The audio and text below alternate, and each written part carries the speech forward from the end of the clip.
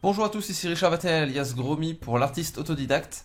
Alors cette semaine, la vidéo du mardi va être un peu particulière, puisque je vais vous donner un extrait de mon dernier pack de vidéos qui va sortir vendredi, et qui parlera de lumière et de couleur.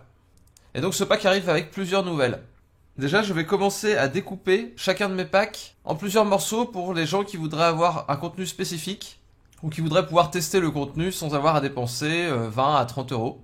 Donc je vais faire progressivement cette découpe, mais ça me prend un petit peu de temps, donc je vais pas forcément tout faire d'un coup. Le premier pack que j'ai découpé, c'est le pack de lumière et peinture numérique, qui est donc découpé en 4 morceaux, qui valent chacun 9 euros, mais vous pouvez toujours acheter les 4 ensemble, comme précédemment, pour 30 euros. Et donc le dernier pack que je viens de créer là, lumière et couleur, on peut dire que c'est le 5e morceau qui concerne la lumière et la peinture numérique. En fait, lumière et peinture numérique, c'est une série que j'ai prévue en 12 morceaux au total, et à la base, je comptais les séparer en 3 gros packs de 4 morceaux chacun.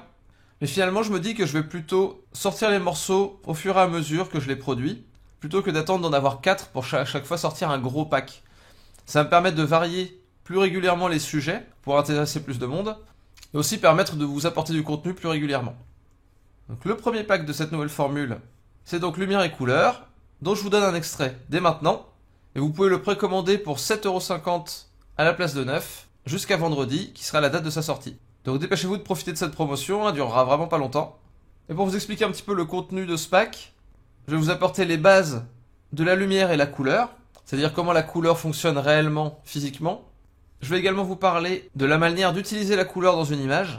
Donc je reparlerai plus précisément dans les packs sur l'illustration, mais là je vous donne déjà une bonne introduction à ça. Je vous donnerai également 3 techniques pour coloriser un niveau de gris. Enfin, comme d'habitude, il y aura des exercices d'observation, de pratique régulière et d'imagination pour vous aider à la fois à fixer les connaissances, mais aussi à créer des pièces de portfolio avec un bagage technique conséquent. Voilà, maintenant je vous laisse avec l'extrait de ce pack. Pour information, il y a à peu près 2 heures de vidéo, là je vous mets 10 minutes, et je pense que c'est un des packs les plus complets que j'ai pu faire jusqu'à maintenant. Donc j'espère qu'il vous plaira. Vous avez jusqu'à vendredi pour le précommander, et sinon nous on se retrouve mardi prochain pour la prochaine vidéo. Bonne semaine, dessinez bien et à bientôt. Ciao ciao. Ensuite, un autre concept important, ça va être le fait que les couleurs sont relatives. Donc, on avait déjà vu ça avec les valeurs, mais pour les couleurs c'est exactement la même chose. La perception qu'on va avoir d'une couleur va changer vraiment suivant l'environnement. Ici, les 2 sphères texturées là, celle-ci a l'air beaucoup plus saturée que celle-là. Puisque leur environnement est assez différent ici, on a quelque chose qui est plus saturé autour. Ici, on a quelque chose qui est plus terne autour. Et en plus, là, on a une couleur chaude qui va être proche de cette couleur-là. Alors qu'ici, on a une couleur froide, du coup, le contraste est plus grand. Là où on voit particulièrement ça, c'est sur les bords. Entre le bord ici et ici, c'est exactement la même teinte. Et pourtant, ici, ça a l'air beaucoup plus saturé. Et là, on va avoir la même chose que on avait vu pour les damiers colorés, qui est que entre la couleur d'ombre ici et la couleur de lumière là, c'est la même chose. C'est exactement la même couleur. Et suivant le contexte, ça va pas forcément être utile à la même chose, et suivant le contexte, on va l'identifier différemment. Notre œil va la comprendre différemment. Donc après, on a le gris. Donc pour revenir sur le gris, on a ce que je vous avais expliqué la dernière fois, sur suivant l'environnement, un même gris peut paraître clair ou foncé. Donc ici, on a vraiment ce truc-là. On a même un effet d'optique qui donne l'impression que ça, c'est plus foncé que ça, alors que c'est la même couleur. Et là, on a juste une barre unie, mais on a l'impression presque qu'il y a un dégradé dessus. C'est une illusion d'optique. Et ben en fait, avec les couleurs, ça fonctionne la même chose. Le rapport du gris avec les couleurs qui l'environnent va être assez important. Ici, on a l'impression que c'est plutôt un gris qui est plutôt froid, alors qu'ici, on a l'impression que c'est un gris qui est plutôt chaud. Alors que c'est exactement le même gris, c'est un gris pur. Sauf que là, il est sur un fond chaud, donc du coup, il a l'air froid. Et ici, il est sur un fond froid, donc il a l'air chaud. Ça donne un peu la même impression ici, on a l'impression parce qu'il y a un petit dégradé à l'intérieur. C'est un peu moins flagrant que sur le dégradé en valeur, mais ça marche aussi. Donc je ne vais pas pouvoir vous faire un cours complet sur la couleur et son utilisation suivant les cas, parce que ça va être plutôt dans les cours d'illustration que je ferai ce genre de choses. Là, on va vraiment se concentrer sur le côté technique de la couleur, mais je vais quand même vous donner quelques petits indices pour utiliser les couleurs au mieux et avoir à la fin des images plutôt harmonieuses. Donc la première chose, c'est qu'il faut jamais oublier que les valeurs priment sur les couleurs. Donc pensez valeurs d'abord. Pour que votre image soit lisible, il faut que la hiérarchie de valeurs soit bonne. Il faut que si on passe l'image en noir et blanc, elle fonctionne. Par exemple, ici, ça fonctionne en noir et blanc aussi. Ici, ça ne fonctionne pas, puisque les 2 valeurs sont trop identiques. Donc ensuite, une astuce utile, c'est que si on met des couleurs complémentaires l'une à côté de l'autre, ça va les renforcer mutuellement. Ça veut dire qu'elles vont prendre plus d'importance dans l'image. Donc ça peut être bien si c'est un endroit où on veut attirer l'œil, mais ça peut être négatif aussi si c'est un endroit où on ne veut pas attirer l'œil. Dans ce cas-là, il va plutôt falloir les atténuer pour éviter que ça attire trop l'œil. Donc ce que j'appelle les couleurs complémentaires, c'est des couleurs qui sont à l'opposé l'une de l'autre sur la roue chromatique. Donc là, c'est une roue chromatique numérique qui est un peu différente de la roue chromatique qu'on peut avoir en peinture, celle que vous avez peut-être appris pendant vos cours d'art plastique. Mais ça fonctionne également, hein. Mais si vous voulez utiliser le rouge, le vert comme opposé, ou le violet et le jaune, ou le bleu et le orange, ça marche aussi, quoi. C'est juste un petit peu décalé. Sur une roue chromatique numérique, le vert et le bleu vont prendre plus d'importance que sur une roue chromatique peinture. Donc un conseil qui va avec ce que je viens de dire, c'est qu'il faut faire attention à créer une hiérarchie. Il faut utiliser toutes les astuces que je vais vous donner pour attirer l'œil du spectateur là où vous voulez, attirer l'œil en priorité, et surtout, ne pas le distraire en attirant l'œil au mauvais endroit. C'est surtout ça qui va être problématique. Donc une bonne base de composition, ça va être la règle du 70-30. Donc ça, c'est quelque chose qui marche en valeur comme en couleur, ou en design en règle générale. Par exemple, en design, ça peut être 70% de forme ronde et 30% de forme triangulaire. Ça peut être 70% de forme grande, 70% et 30% de détail, etc., etc. Ça marche en couleur comme dans le reste. C'est assez important, je pense, d'essayer d'aller vers une majorité de couleurs claires ou une majorité de couleurs sombres. Donc 70% de couleurs claires, 30% de couleurs sombres ou l'inverse. Parce que justement, ce qui est différent va attirer l'œil. Et c'est ça qu'on veut. On peut également faire 70% de couleurs chaudes, 30% de couleurs froides ou l'inverse. Comme ça donne une ambiance principalement chaude avec des petites touches de froid qui arrivent ou l'inverse, ça permet de créer un ressenti particulier. Bon, après, on peut aller dans 70% de couleurs désaturées, 30% de couleurs saturées. Et par contre, je vous déconseille de faire l'inverse, de mettre quasiment que des couleurs saturées et très peu de couleurs désaturées. Parce que ça va être très difficile à équilibrer, parce que les couleurs désaturées ne vont jamais attirer l'œil, même si elles sont en petite quantité. C'est plutôt les couleurs saturées qui vont attirer l'œil, dans tous les cas. Donc là, dans l'occurrence, c'est pas vraiment un schéma qui est réversible.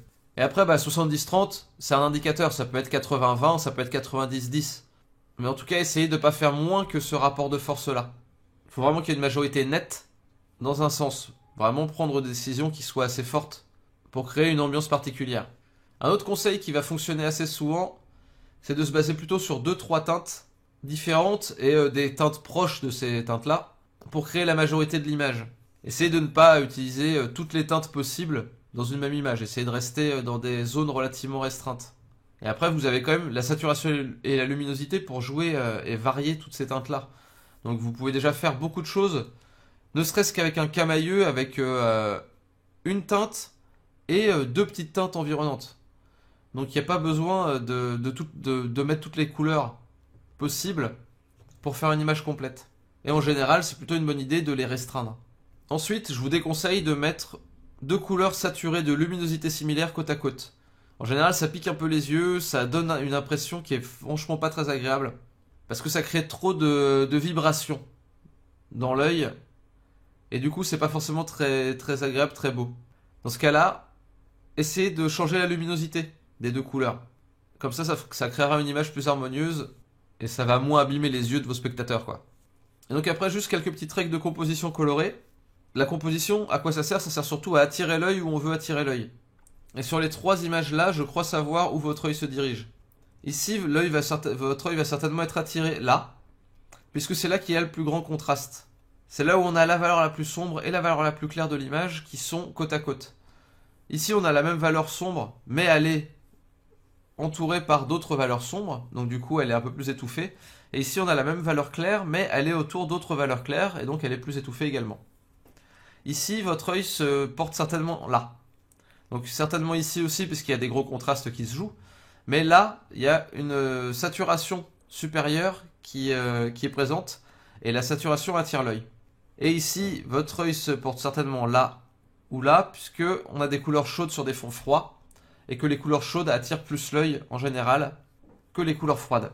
Donc tous ces éléments-là, vous pouvez les combiner pour attirer l'œil du spectateur exactement où vous voulez, en priorité, et qu'il lise l'image dans le sens où vous voulez qu'il la lise. Et pour cette histoire de couleur chaude, vous regarderez dans beaucoup de peintures de la Renaissance, vous allez avoir des personnages importants avec des capes rouges, par exemple. C'est à la fois une couleur sombre qui va pouvoir être placée sur des fonds plus clairs et une couleur très chaude qui va attirer l'œil. Et c'est des astuces qu'on va retrouver encore dans pas mal de peintures contemporaines, dans des concept art, ce genre de trucs. Et enfin, on va en reparler un peu après, quand je vais vous parler vraiment de la physicalité de la couleur. Mais si vous voulez placer une ambiance colorée, par exemple une fin de journée, ou un intérieur avec une lumière verte par exemple, eh bien toutes les couleurs dans votre image qui vont s'éloigner de la couleur de la lumière vont avoir tendance à être désaturées. Et qui s'en éloignent sur la roue chromatique, je veux dire. C'est-à-dire que si votre ambiance colorée, à la base, vous voulez que ça soit dans une lumière verte, eh ben, aussitôt que quand vous allez vous éloigner du vert sur la roue chromatique, eh ben, vous allez devoir désaturer vos couleurs. C'est-à-dire que ce qu'il y a ici, ça va être totalement gris. Et certainement très sombre. Ce qu'il y a par là, on va pouvoir saturer un petit peu plus.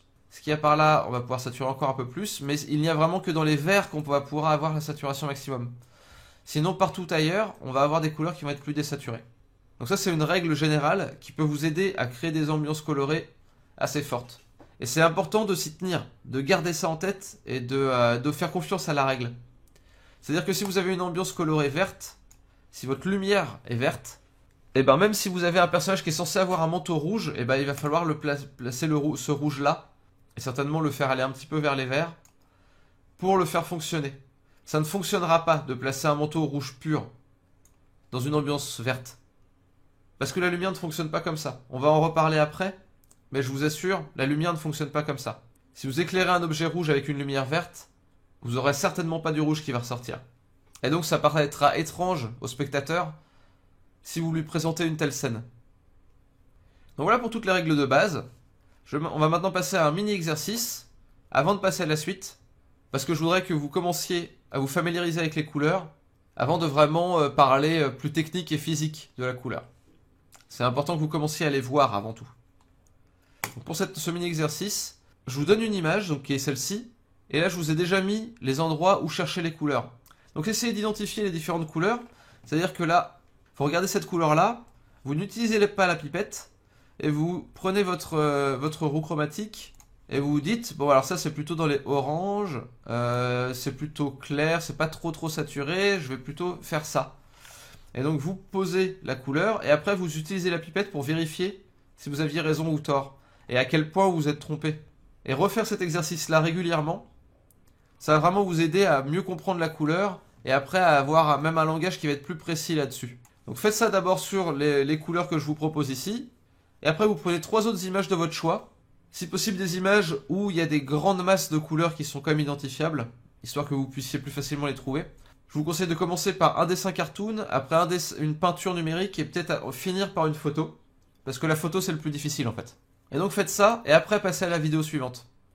Comme ça vous serez déjà un petit peu préparé à ce qui vous attend. Et vous aurez peut-être déjà compris des petits éléments logiques qui vous aideront à mieux comprendre ce que j'expliquerai dans la vidéo.